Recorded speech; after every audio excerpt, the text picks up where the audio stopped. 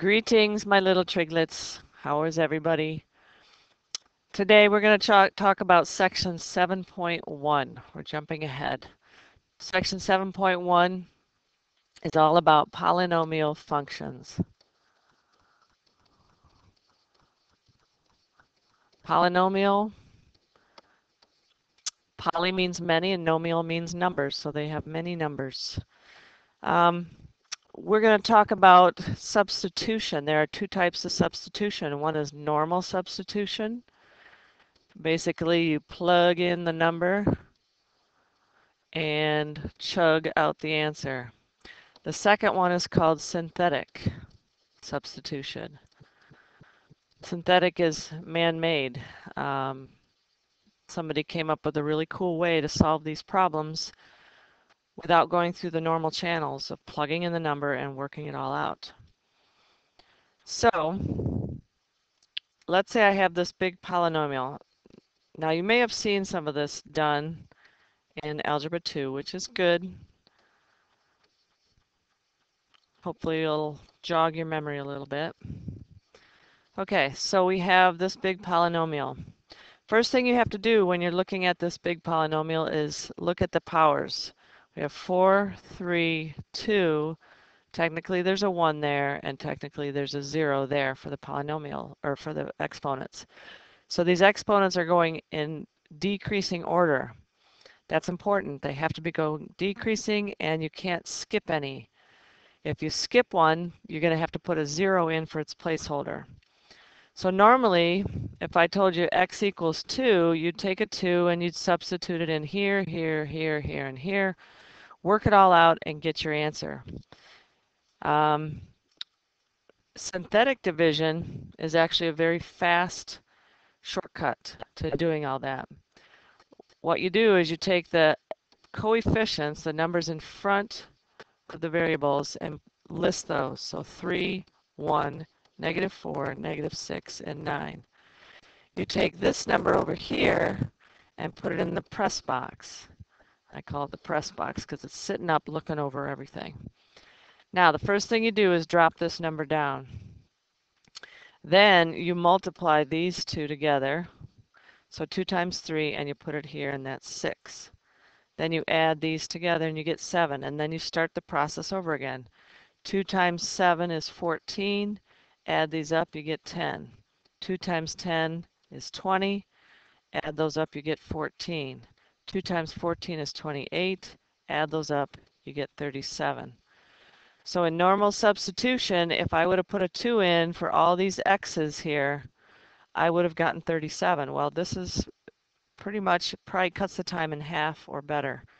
So the answer to this question is 37. Okay, let's look at another example. Let's go back to 3rd grade here for a minute. And you had problems like this, 7 divided by 2. Well, depending on what stage you were in of doing the division, you wrote it like this. 2 goes into 7 3 times. 3 times 2 is 6. Subtract. And at first, you would just write remainder 1. So 7 divided by 2 is 3, remainder 1. Later in your career, you did 3 remainder 1 over 2, or just 3.5. Okay, but at first you did remainder 1. So these parts, the 7 equals 2 times 3 plus 1 is really how you could express this. Each of these parts has a name. This is called the dividend. This is called the divisor. This is called the quotient because it's the answer for division. And this is the remainder. Now, when we do problems like this, but obviously they're going to be polynomials, we're going to put it in the divisor quotient remainder form. I'm going to abbreviate that as DQR. Okay, so whenever you see DQR, you're going to put it in this form where you have two things multiplied and then you add the remainder at the end. So let's do an example of that. All right, let me get a new page here. Let's do 6x to the third minus 2x squared plus 5x plus 1. And I want to divide that by x minus 1. And I want to put the answer in DQR form. And the very first problem we did, the answer was 37. It was not put in that form. That's just finding the value in the division. But this one we're going to put in this other form. All right, so first thing we do is we check the exponents. I have 3, 2, 1, 0. So that's good. And in the press box, now you got to be careful here because it's not -1 you're putting in there. It's putting in when you set that equal to 0, so you're actually putting in +1. On the first problem, I told you that x equals 2. I didn't have it in this x minus 1 form, so a slight difference. So when it's in the parentheses, you want to take the opposite. So 1 goes in the press box, 6, -2, 5, and 1. Bring down the 6, add it up, multiply, multiply again. 9 times 1 is 9, and then we have that. Now, D is the divisor. This is what we're dividing by, is right here. So that's my x minus 1. The quotient is the answer. Now this is the remainder, so I'm going to put that on at the end already. What you do here is you put each of these down here, but because it's a polynomial, we have to put the powers there too. So it's 6x. Now I'm multiplying by this x. I need this x to be squared to be the power of 3 in the original equation. So it's always 1 less than what you start with right here. Okay, this first number is 1 less, so that's power of 2. The next, and then you just go downhill from there. So plus 4x, and then plus 9 has x to the 0 or just a 1. So this is DQR. So in your assignment today, you're going to be doing some in DQR. You're going to ignore what the book says, and you're going to do it in DQR. All right, I have 2 more problems to show you. This next one has a little quirkiness to it.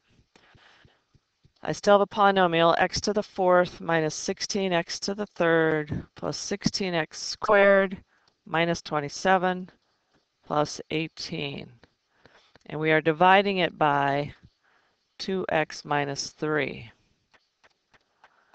Okay, so the press box, we have to set this over here equal to 0, bring the 3 over, and then divide by 2. So the press box, you're actually putting in 3/2. Check the powers. I've got 4, 3, 2, 1, 0. So I'm good to go. If any of those are missing, you put a 0 in its place. But we don't have any missing. So we'll just go ahead and write them in. All right, now I know you don't like fractions, but just bear with me here. So 8 times 3 is 24/2, so that would be 12. Bring down the -4. 3 times -4 is -12, divided by 2 is -6. 3 times 10 is 30, divided by 2 is 15. That makes -12. 3 times -12 is -36, divided by 2 is -18. And you get a 0. Now when you get a 0, that's a good thing. That means that this is a factor of the polynomial. It means it fits in perfectly. This is a factor of the polynomial. There is no remainder, so it goes in perfectly. It's kind of like, what are the factors of 10? 2 and 5. They both go in perfectly, so we call them factors. You wouldn't say 3 because that has a remainder of 1. So when you get a 0 at the end, that's a good thing. Now let's put it in DQR. So DQR. R I already know is 0, so I technically don't have that. Q is these 4, but 1 power less. So I have to the 4th power, I'm going to have 8x to the 3rd minus 4x squared plus 10x minus 12. Now, this is where it gets a little bit tricky, a little triggy. When it's a fraction, you do not want this and this to put in for the D part here. We actually use the press box. So it's x minus 3/2. Okay. It's just a kind of a quirky thing that's the way it's going to work out if you use the press box. So this is D, this is Q. We don't have a remainder. Now the back of the book might have it a little different. If I take this 2 and multiply it through, let's say I put it back to the original divisor here. That means I'm going to multiply or take a 2 and multiply this front one by 2, which means I have to divide the second one by 2 to keep it equal. So this is what you might see in the back of the book. Okay, I will accept either answer, but this one's a little bit easier to do because you're just using the stuff that you have. Just make sure you use the press box number always, and you will be just fine. All right, last problem. I want you to find k so that g of x equaling 2x to the third plus 5x squared plus kx minus 16. So that has x minus 2 as a factor. Now we just said if something's a factor, there's no remainder. So that's the key for this problem, is making sure there's no remainder at the end, or it comes out to be 0. So we're going to set it up the same way. This is x minus 2, but the press box we put positive 2.